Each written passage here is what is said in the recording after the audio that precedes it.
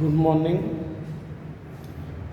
આપણે એસએસની અંદર રાજ્ય નીતિના માર્ગદર્શક સિદ્ધાંતોનો આજે અભ્યાસ કરીશું. બરાબર છે? તો જો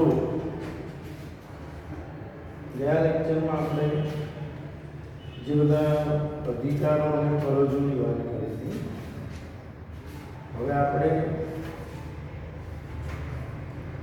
રાજ્ય નીતિના માર્ગદર્શક સિદ્ધાંતો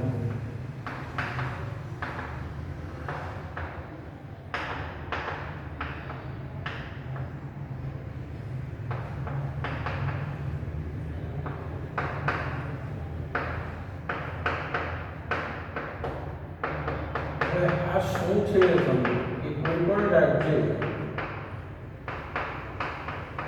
રાજ્યના લોકો માટે રાજ્ય સરકારે શું કરવું જોઈએ, રાજ્યની સરકારે શું પગલાં લેવા જોઈએ, એને લગતું જે માર્ગદર્શન છે એને રાજ્ય નીતિના માર્ગદર્શક સિદ્ધાંતો તરીકે ઓળખવામાં આવે છે. એટલે કે રાજ્યએ કઈ રીતે રાજ્યનો વહીવટ કરવો, લોકો સાથે વ્યવહાર કેવો હોવો જોઈએ, કેવી રીતે રાજ્યએ કામ કરવું જોઈએ, પ્રજાની સુખાકારી માટે શું કરવું જોઈએ, એને લગતા જે નિયમો છે એને રાજ્ય નીતિના માર્ગદર્શક સિદ્ધાંતો તરીકે ઓળખવામાં આવે છે. એટલે કે જે સરકાર છે, રાજ્ય છે, એણે લોકો માટે શું કરવું જોઈએ એની ચર્ચા એ રાજ્ય નીતિના માર્ગદર્શક સિદ્ધાંતોમાં કરવામાં આવે છે. બરાબર? તો રાજ્ય નીતિના માર્ગદર્શક સિદ્ધાંતોનો સમાવેશ બંધારણના ચોથા ભાગમાં કરવામાં આવ્યો છે. બંધારણના ચોથા ભાગમાં આ સિદ્ધાંતોનો સમાવેશ કરવામાં આવે છે. આ માર્ગદર્શક સિદ્ધાંતોનો ઉદ્દેશ વર્તમાન અને ભાવિ કેન્દ્ર અને રાજ્ય સરકારોને જુદા જુદા નીતિ વિષયક ક્ષેત્રોમાં કઈ કઈ નીતિઓ ઘડવી એ સંબંધે માર્ગદર્શન આપવાનો છે. એટલે કે આનો ઉદ્દેશ શું છે? વર્તમાન સરકાર હોય કે ભાવિ સરકાર, વર્તમાન અને ભાવિ, પછી કેન્દ્ર સરકાર હોય કે રાજ્ય સરકાર, કેન્દ્ર અને રાજ્ય સરકારોને નીતિ ઘડવા માટે શું કરવું જોઈએ, પ્રજાના વિકાસ માટેની નીતિઓ ઘડવા માટે કેન્દ્ર સરકારે અને રાજ્ય સરકારે શું કરવું જોઈએ, કયા પગલાં લેવા જોઈએ, એને લગતું માર્ગદર્શન એ આપણને આ રાજ્ય નીતિના માર્ગદર્શક સિદ્ધાંતોમાંથી મળે છે. એટલે વર્તમાન અને ભાવિ જે સરકારો છે, કેન્દ્ર અને રાજ્ય સરકારો, પ્રજા માટે શું કરવું જોઈએ એને લગતી જે બધી બાબતો છે એ આમાં જાણવા મળે છે. આ સિદ્ધાંતો માર્ગદર્શક છે, એનો અમલ કરવા રાજ્ય સરકારો બંધાયેલી નથી. જો આ સિદ્ધાંતો માત્ર માર્ગદર્શક છે, તમને એક રસ્તો બતાવે, તેનો અમલ કરવા કોઈ રાજ્ય સરકારો બંધાયેલી હોતી નથી. સરકાર બંધાયેલી નથી કે આ પ્રમાણે જ કરવું પડશે,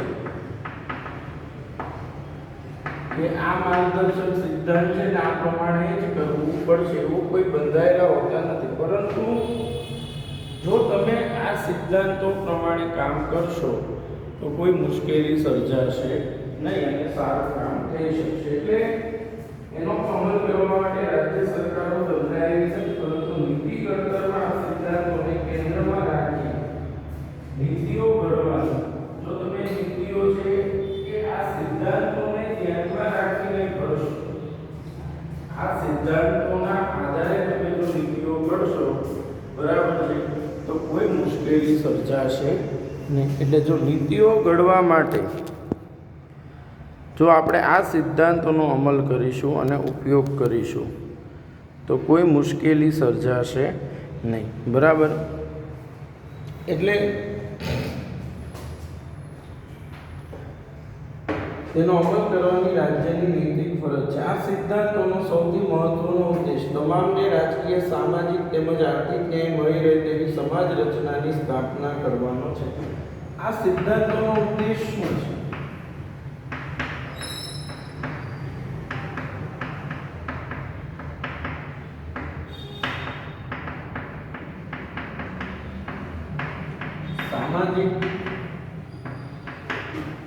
આર્થિક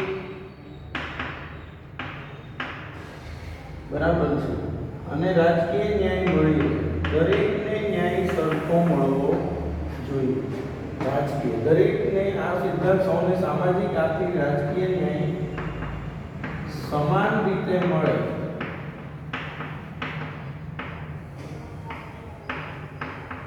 તેવી સમાજ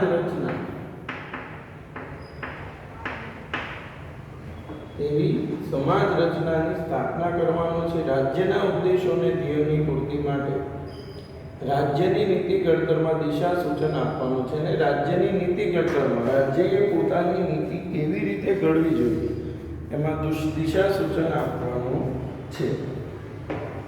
બરાબર છે. ન્યાયતંત્ર દ્વારા સિદ્ધાંતોનો અમલ કરવાની જોગવાઈ બંધારણમાં નથી. જો ન્યાયતંત્રમાં કારણ કે આ સિદ્ધાંતો માર્ગદર્શક છે એટલે માર્ગદર્શક હોય એટલે એનો અમલ કરવા કોઈ સરકાર બંધાયેલી નથી. સરકાર બંધાયેલી ન હોય એટલે ન્યાયતંત્રમાં પણ એવું નથી લખ્યું તમારે આ સિદ્ધાંતોનો અમલ કરાવવાનો. કારણ કે સિદ્ધાંતો માર્ગદર્શક હોવાથી એનો ઉપયોગ કરવો કે ન કરવો એ કેન્દ્ર કે રાજ્ય સરકારે નક્કી કરવાનો. કોઈ ઉપર કોઈ આ સિદ્ધાંતોનો અમલ કરવા કોઈ ન્યાયતંત્ર છે કોઈ ઉપર દબાણ ઊભું કરી શકતું નથી. આગળ આ મૂળભૂત સિદ્ધાંતોથી આપણને કોઈ કાનૂની અધિકારો પ્રાપ્ત થતા નથી કે તેનાથી કોઈ કાનૂની પીઠબળ મળતું નથી. આનાથી કોઈ કાનૂની અધિકારે મળતા નથી કે કોઈ કાનૂની પીઠબળ પણ મળતો નથી કે કાનૂની ઉપાયો પ્રાપ્ત થતા નથી. તેમ છતાં રાજ્યના કાયદાઓ ઘડતી વખતે તથા તેના સંચાલનમાં તે પાયાના છે. કેટલાક હકોનો સમાવેશ બંધારણમાં મૂળભૂત હકોમાં સમાવેશ કર્યો છે જે તત્કાળ આપી શકાય તેવા હતા. જો આપણે જે બંધારણમાં મૂળભૂત હકો ભણ્યા એવા હતા કે જે તત્કાળ આપણે દેશના તમામ નાગરિકોને આપી શકીએ એમ હતા એટલે એ બંધારણ દ્વારા એ હકો આપી દેવામાં. પણ આ માર્ગદર્શક સિદ્ધાંતો છે એની ઉપર ન્યાયતંત્ર પણ એનો અમલ કરાવી ન શકે કારણ કે ન્યાયતંત્રમાં પણ એની જોગવાઈઓ હોતી નથી. પરંતુ બીજા ઘણા હકોનો સમાવેશ રાજ્ય નીતિના માર્ગદર્શક સિદ્ધાંતોમાં કરવામાં આવ્યો. મૂળભૂત હકો આપણને આપી દીધા. મૂળભૂત હકો સિવાયના જે બીજા હકો છે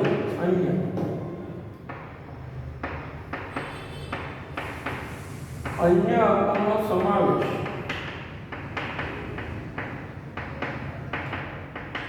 રાજ્ય નીતિના માર્ગદર્શક સિદ્ધાંતોમાં કરવામાં આવ્યું છે.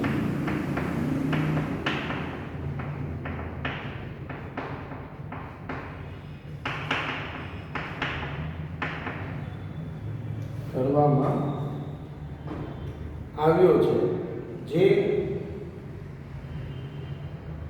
બરાબર છે. જેમ રાજ્ય વ્યવસ્થા સદ્ધર અને મજબૂત બનતી જાય તેમ ભવિષ્યમાં હકો આપતા જવાનો વિચાર બંધારણ સભાનો હતો. બંધારણ સભાનો શું વિચાર હતો કે જેમ દેશ મજબૂત બનતો જાય એમ આ અધિકારો છે જેનો સમાવેશ આપણે રાજ્ય નીતિના સિદ્ધાંતોમાં કર્યો એ દેશના નાગરિકોને આપતા જવા. બરાબર છે. ડૉક્ટર બાબા સાહેબ આંબેડકરે તેનું મહત્વ દર્શાવતા તેને દેશના શાસનના તેઓ પાયારૂપ સિદ્ધાંતો છે એવું જણાવ્યું. બાબા સાહેબ આંબેડકરે શું કીધું હતું? દેશના પાયારૂપ સિદ્ધાંતો, દેશના શાસનના પાયારૂપ સિદ્ધાંતો એ આ માર્ગદર્શક સિદ્ધાંતો છે. દેશના શાસનના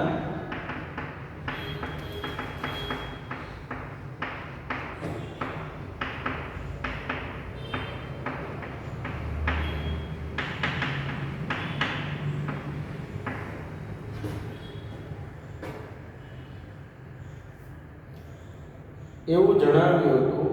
આપણા બંધારણમાં રાજકીય લોકશાહી સ્થાપવાનો આપણો પ્રયાસ કર્યો છે પરંતુ સામાજિક અને આર્થિક લોકશાહીની સ્થાપના વિના રાજકીય લોકશાહી અધૂરી છે. આ માર્ગદર્શક સિદ્ધાંતોને વિવિધ વિભાગોમાં દર્શાવીને જાણકારી મેળવી. હવે રાજનીતિના માર્ગદર્શક સિદ્ધાંતોમાં પહેલું આર્થિક નીતિઓ સંદર્ભે સિદ્ધાંતો. આર્થિક નીતિ દેશના કે રાજ્યના વિકાસ માટે જે પૈસાને લગતી બધી નીતિઓ નક્કી કરવામાં આવે. આર્થિક નીતિઓ કે આપણે કોઈ દેશ સાથે વેપાર કરવો તો એ વેપાર છે એને માટેની નીતિ શું હશે, પૈસા કમાવવા માટે રાજ્ય સરકારો શું કરશે, એ આર્થિક નીતિઓ ઘડવામાં આ સિદ્ધાંતો કઈ રીતે મદદરૂપ થાય છે એ આપણે સમજીએ. તો જો આર્થિક નીતિઓના ઘડતરમાં ઘણા મહત્વના સિદ્ધાંતોનો સમાવેશ કરવામાં આવ્યો છે, જે નીચે મુજબ છે. પહેલું, સૌ નાગરિકનું મહત્તમ કલ્યાણ અને શ્રેય સદાય એ રીતે સમાજમાં ભૌતિક સંસાધનોની માલિકી અને અંકુશનું વિતરણ કરવું. સૌ નાગરિકોનું, જો આર્થિક નીતિના સંદર્ભમાં સિદ્ધાંત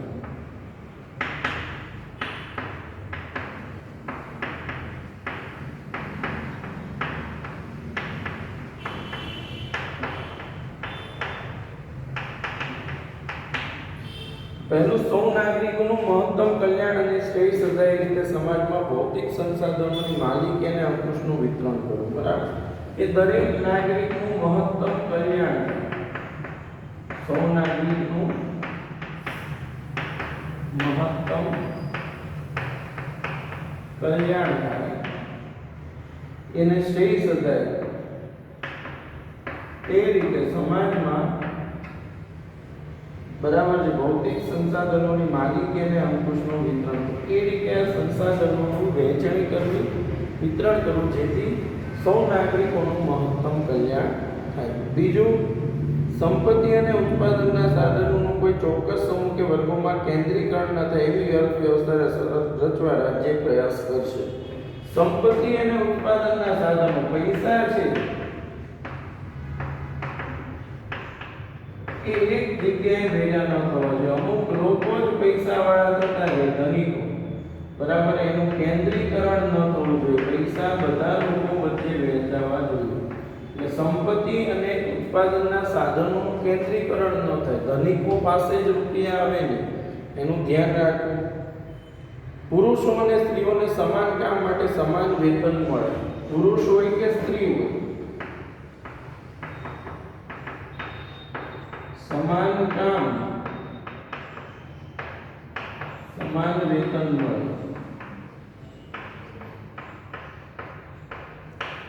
સમાન કામ માટે સમાન વેતન મળે એવા રાજ્ય પ્રયાસો કરશે.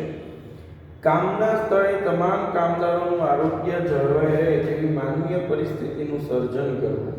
સ્ત્રી, પુરુષો અને કુંભઈ વયના બાળકોમાં આર્થિક મજબૂરીના કારણે અયોગ્ય આરોગ્ય કથળે એવા કામ ધંધા કે બિન આરોગ્યપ્રદ સ્થળોએ જોખમી કાર્યો કરવા ન પડે. કામના સ્થળે તમામ કામદારોનું આરોગ્ય જળવાઈ રહેવું જોઈએ. જે જગ્યાએ કામ થતું હોય ત્યાં દરેક કામદાર જે કામ કરે છે એનું આરોગ્ય જળવાઈ રહેવું જોઈએ. અને સ્ત્રી, પુરુષો અને કુંભઈ વયના બાળકોનું આર્થિક મજબૂરીના કારણે પૈસા ન હોય અને એમનું આરોગ્ય કથળે અને એમનું મૃત્યુ થાય અથવા મોટી બીમારીઓ આવે એનું ખાસ કાળજી રાખવી જોઈએ. અને કામ ધંધા કે બિન આરોગ્યપ્રદ સ્થળોએ જોખમી કાર્યો કરવા ન પડે એ ખાસ કાળજી રાખવાની. ઔદ્યોગિક એકમોમાં સંચાલનમાં કામદારોની સહભાગીદારી માટે રાજ્ય પ્રયાસ કરશે. જો ઉદ્યોગો છે એમાં કામદારોની સહભાગીદારી હશે ને કામદારોની, તો એમનું શોષણ નહીં થાય. એટલે શોષણ ન થાય. જો ચોથો મુદ્દો 3 આપણે લખ્યા, ચોથાનું શું કીધું કે કામના સ્થળે તમામનું આરોગ્ય જળવાવું જોઈએ. સ્ત્રીઓ, પુરુષો અને કુંભળી વયના બાળકોનું આર્થિક રીતે કોઈ મજબૂરીના કારણે આરોગ્ય કથળે એવા કામ ધંધા કે બિન આરોગ્યપ્રદ સ્થળોએ જોખમી કાર્યો કરવા ન પડે. ઔદ્યોગિક એકમોમાં સંચાલનમાં કામદારોની સહભાગીદારી માટે રાજ્ય પ્રયાસો કરશે. ઉદ્યોગોમાં કામદારોની સહભાગીદારી માટે રાજ્ય પ્રયાસો કરશે. છઠ્ઠું, બાળકોને આર્થિક લાચારીના કારણે તેમનું કોઈ પણ પ્રકારે શોષણ ન થાય. હવે નાના બાળકોનું આર્થિક લાચારીને કારણે એની પાસે પૈસા ન હોય, મજૂરી કરાવે, એના બદલામાં સારું વેતન ના આપે, તો એ ન કરવું જોઈએ. તે સ્વસ્થ અને સ્વતંત્ર રીતે ગૌરવપ્રદ સ્થિતિમાં તંદુરસ્ત વિકાસ સાધે તે માટે જરૂરી તકો અને સવલતો ઊભી કરવા માટે રાજ્ય ખાસ પગલાં ભરશે. એટલે જો આવા કોઈ બાળકો છે, બરાબર છે, એ આર્થિક લાચારીને કારણે એમનું શોષણ ન થાય, તે સ્વસ્થ અને સ્વતંત્ર સ્થિતિમાં તંદુરસ્ત વિકાસ સાધી શકે એના માટેની તકો અને સવલતો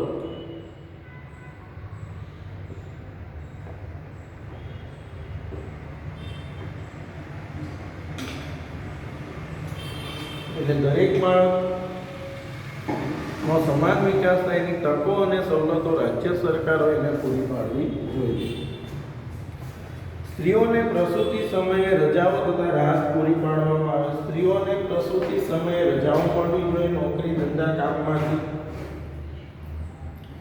રાહતો પૂરી પાડવામાં. કામદાર રાજ્ય વીમાદારો, બોનસદારો. જો કામદાર રાજ્ય વીમાદાર, એક તો પૂરતો વીમો મળવો જોઈએ, બોનસ મળવું જોઈએ. પ્રસૂતિ રજાનો દારો, ગ્રેજ્યુઇટી દારો વગેરે કાયદાઓ માન્ય ધોરણે મળે તેવા ઉદ્દેશથી ઘડવામાં આવ્યા છે. કૃષિ અને પશુપાલનનો આધુનિક અને વૈજ્ઞાનિક ધોરણે વિકાસ થાય તેવી વ્યવસ્થા કરવાનો પ્રયત્ન રાજ્ય કરશે. કૃષિ અને પશુપાલનનો આધુનિક ઢબે વિકાસ થાય તેવી વ્યવસ્થા રાજ્ય કરશે. ગાયો, વાછરડાઓ, અન્ય દુધાળા પ્રાણીઓ, પાળવા ઢોરોની ઓલાદોની જાળવણી માટે તથા બળદ, ગધેડા, ગાયની કતલ અટકાવવાના પ્રયાસો કરશે. જો કે પશુપાલનનો, કૃષિ અને પશુપાલનનો આધુનિક વૈજ્ઞાનિક ઢબે વિકાસ થાય એ પ્રયાસ રાજ્યએ કરવો પડશે. સાથોસાથ જે પશુઓની સારી ઓલાદો છે, ગાયોની જે વધુ દૂધ આપે છે, એ ઓલાદોની જાળવણી થાય અને પશુઓની જે ગેરકાયદેસર રીતે કતલ થાય છે, ગાયોની કતલ થાય છે, ગધેડા, બળદ, ગાયની અટકાવવાના પ્રયાસો કરશે. રાજ્યમાં સૌને ન્યાયની સમાન તક મળે. આર્થિક કે અસમર્થતાઓના કારણે કોઈ પણ જરૂરતમંદ નાગરિકને ન્યાય મેળવવા માટેની તકોનો ઇનકાર કરવામાં નહીં આવે તથા તેઓને મફત કાનૂની સહાય મળી રહે તેવા રાજ્ય પ્રબંધ કરે અને કાયદા કરશે. જો રાજ્યમાં સૌને ન્યાયની સમાન તક મળે એવા કાયદા બનાવવામાં આવશે જેથી દરેક વ્યક્તિને તક સમાન મળે. કોઈ વ્યક્તિને વધુ ફાયદો થાય, કોઈકને ઓછો થાય, અમુક લોકો આગળ નીકળી જાય ને અમુક લોકો પાછળ રહી જાય, એ યોગ્ય કહેવાય નહીં. એટલે દરેક વ્યક્તિને સમાન તક મળવી જોઈએ અને સમાન તક મળે એના માટે પણ રાજ્ય પ્રયાસ કરશે. બરાબર છે. એટલે સમાન તક મળે. બરાબર. આર્થિક કે અસમર્થતાઓના કારણે કોઈ પણ જરૂરતમંદ નાગરિકને ન્યાય મેળવવા માટેની તકોનો ઇનકાર કરવામાં નહીં આવે. દરેક વ્યક્તિને ન્યાય મેળવવાનો અધિકાર છે. બરાબર છે. કોઈ પણ ભેદભાવ વિના સમાજનો ગરીબ વ્યક્તિ હોય તો પણ એને સમાનતાના ધોરણે ન્યાય મળવો જોઈએ. ન્યાયની સુવિધા બધા માટે સરખી હોવી જોઈએ તથા તેઓને મફત કાનૂની સહાય મળી રહે તેવો રાજ્ય પ્રબંધ અને કાયદા ઘડશે. અને રાજ્ય એવો પ્રબંધ કરશે, એવી વ્યવસ્થા કરશે, એવા જ કાયદા ઘડશે જેથી સમાજના પછાત વર્ગના લોકોને ન્યાય મળે. ટૂંકમાં આજે આર્થિક સિદ્ધાંતોની વાત કરી એમાં બધી જ બાબતો આવરી લીધી છે કે સંપત્તિ અમુક જગ્યાએ ભેગી ન થાય, ધનિકો ધનિક ના બનવા જોઈએ, સમાજના ગરીબ વર્ગને સમાજ ન્યાયની વ્યવસ્થાઓ, જે બાળકોનું શોષણ ન થવું જોઈએ, એને શિક્ષણની સમાન તકો મળવી જોઈએ, સ્ત્રી પુરુષને કામના બદલામાં સમાન વેતન આપવું જોઈએ, સ્ત્રીઓને પ્રસૂતિની રજાઓ આપવી જોઈએ. બરાબર. ગેરકાયદેસર રીતે પશુઓની જે કતલ થાય છે તે અટકાવવી જોઈએ, ગાય, ગધેડા કે બળદની નહીં. સાથોસાથ કૃષિ અને પશુપાલનનો આધુનિક ઢબે વિકાસ કરવો જોઈએ. સમાજના ગરીબ વર્ગના લોકોને પણ સમાનતાના ધોરણે ન્યાય મળે. એની પાસે પૈસા નથી એટલે એને ન્યાય ન મળે એવી વ્યવસ્થા ન ચાલે. એને પણ સમાનતાના ધોરણે ન્યાય મળે એવી વ્યવસ્થા રાજ્ય સરકારોએ ઊભી કરવી પડશે. ટૂંકમાં આ એવા આર્થિક નીતિના સંદર્ભમાં સિદ્ધાંતો છે કે જેથી રાજ્યની પ્રજાની ઉન્નતિ થાય અને રાજ્યની પ્રજાનો વિકાસ થાય. હવે આની પછીના બીજા આવા જે મુદ્દાઓ છે એ આપણે આર્થિક નીતિ પૂરી કરી, સામાજિક, રાજકીય, શૈક્ષણિક, આરોગ્ય વિષયક એ આપણે આવતા લેક્ચરમાં બધી ભણીશું. બરાબર છે. Thank you.